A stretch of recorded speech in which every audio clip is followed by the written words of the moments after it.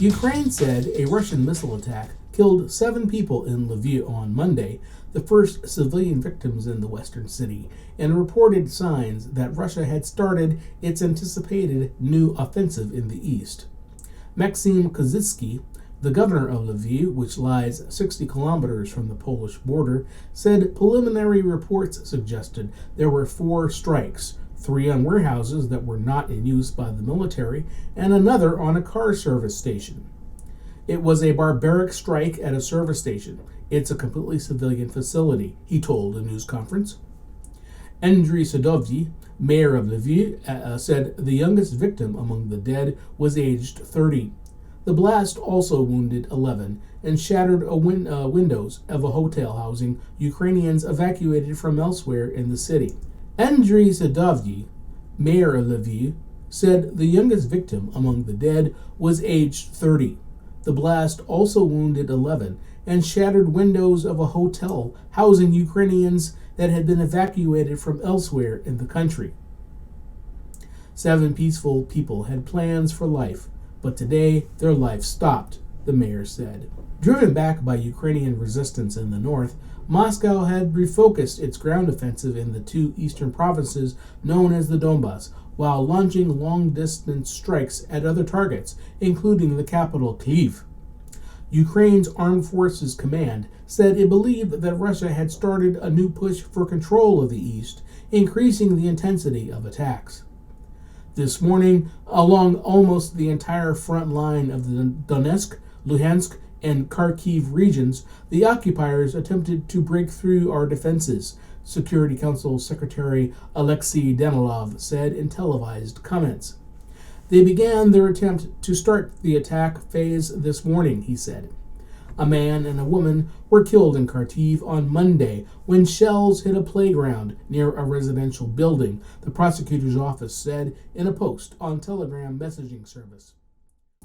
Western capitals Kyiv accuse Russian President Vladimir Putin of unprovoked aggression. Russia denies targeting civilians in what it calls a special operation to demilitarize Ukraine and eradicate what it calls dangerous nationalists. It rejects what Ukraine says is evidence of atrocities, saying Ukraine has staged them to undermine peace talks. Russia's defense ministry said it had hit hundreds of military targets in Ukraine overnight. It said air-launched missiles had destroyed 16 military facilities in several regions and in ports in the south and east Ukraine. It added that the Russian Air Force had launched strikes against 108 areas where Ukrainian forces were concentrated, and Russian artillery struck 315 Ukrainian military targets. Russia is trying to take full control of the southeastern port city of Mariupol, which has been besieged for weeks and which would be a huge strategic prize, linking territory held by pro-Russian separatists in the east with the Crimea region that Moscow annexed in 2014. The defense ministry said it had hit hundreds of military targets in Ukraine overnight. It said air-launched missiles had destroyed 16 military facilities in several regions and in ports in the south. Russia's defense ministry said it had hit hundreds of military targets in Ukraine overnight. It said air-launched missiles had destroyed 16 military facilities in several regions and in ports in the south and east Ukraine. It added that the Russian Air Force had launched strikes against 108 areas where Ukrainian forces were concentrated, and Russian artillery struck 315 Ukrainian military targets. Russia is trying to take full control of the southeastern port city of Mariupol, which has been besieged for weeks and which would be a huge strategic prize, linking territory held by pro-Russian separatists in the east with the Crimea region that Moscow annexed in 2014.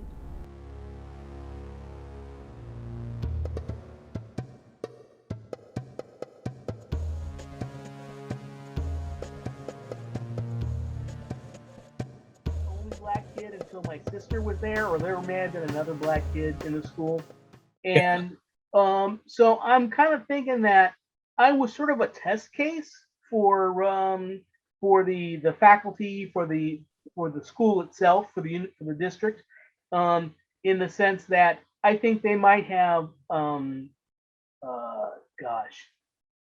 been a bit protective in ways that I had not was not completely aware of. Well, don't cut yourself too much slack. My memory of the thing was that we were, and sure was, of the schools in the Meadowville School District, was probably the best high school in the district. Yeah. It was, if I remember the stats correctly, we were 80% Hispanic, about 11 to 12% Asian, the rest of it mostly Anglo, Mm-hmm. and then there was you. there was the sliver that was me. There was the sliver that was you, and obviously a couple of other people. Yeah. And we were, and I remember this stat. I remember sitting in a room and having this quoted to us after we took this PSAT thing, which we walked into a room, they handed us a test and said, take this, everything's fine. It's right. Like a practice test, and that was it.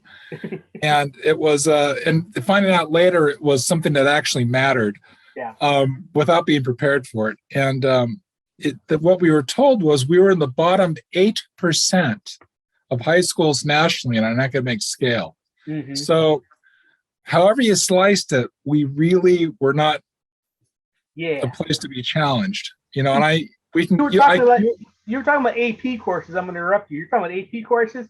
I think I took an AP course, and it was in philosophy. Oh, okay. So I had it was David LeBeau. Oh wow! Yeah, LeBeau is awesome. Yes. Yeah. He taught the course, and I think that was the only AP course that I took. But go ahead. I didn't know about any AP classes. I was going to say, I grew up in South San Gabriel, which is a little further away from Montebello Northridge than you were. Yeah. There was a book I read recently, and I was up against Potrero Grande, and the book was by a guy named Luis Rodriguez, who later became the poet laureate of Los Angeles. And let me just lay it out here. This is kind of a painful memory, and it's very recent. I was having what you would call flashbacks, and I've actually talked to a couple of psychologists about this. There's a lot of violence on my street when I was growing up. People got shot because we were in Lomas territory, which was... And they were at war. And the guy, this Luis Rodriguez, who wrote this book, was a member of Lomas. And he wrote a book called Always Running. And he did this book about my neighborhood. I mean, the specific street I grew up on and it was mind-blowing for me. And he talked about the history of South San Gabriel, my specific area. And it was kind of powerful for me. What it said was basically, Monterey Park up through the early 60s, because of the Housing Act, which you brought up, had housing covenants. And Rosemead to the east of me had housing covenants, and Alhambra had housing covenants. So if you were a person of color, you had to live in South San Gabriel because it was unincorporated LA County.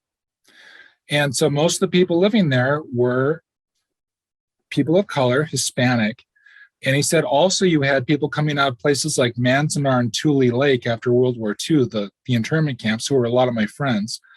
And the other people were poor white folk who couldn't afford to live anywhere else. And that was how we fit in. And that was what that community was. And that helped me a lot to understand, why was I living here?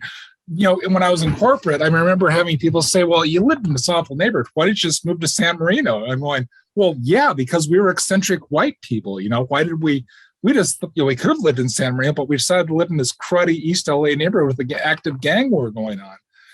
And, when I was 5, tell you one story, there was a dairy. You go 5 houses down the street, then up Potrero Grande.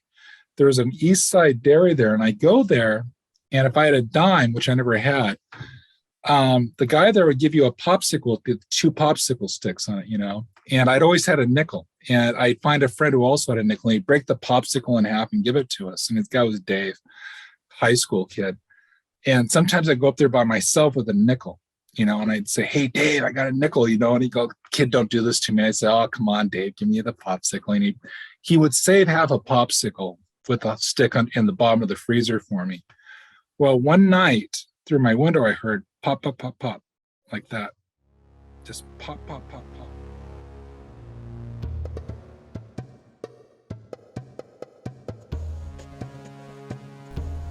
Bank of America Corporation provided a bullish outlook after reporting a smaller than expected 13% fall in first quarter profit on Monday, as growth in consumer lending overshadowed a decline in global deal making.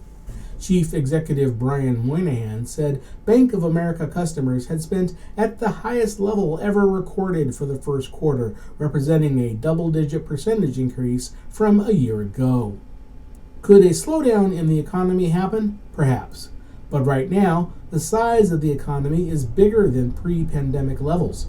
Consumer spending remains strong, unemployment is low, and wages are rising, Moynihan told analysts on a conference call. Moynihan's comments contrasted with those of J.P. Morgan Chase & Company, a chief executive, Jamie Dimon, who last week warned of the economic uncertainties arising from Russia's invasion of Ukraine and soaring inflation. Shares in Bank of America went up 3.1% by midday. The bank said its net interest income, the difference between what it earns from lending and pays out on deposits, would grow by $650 million in the second quarter. The U.S. Federal Reserve's rate hikes are expected to help banks' bread and butter business, taking deposits and lending.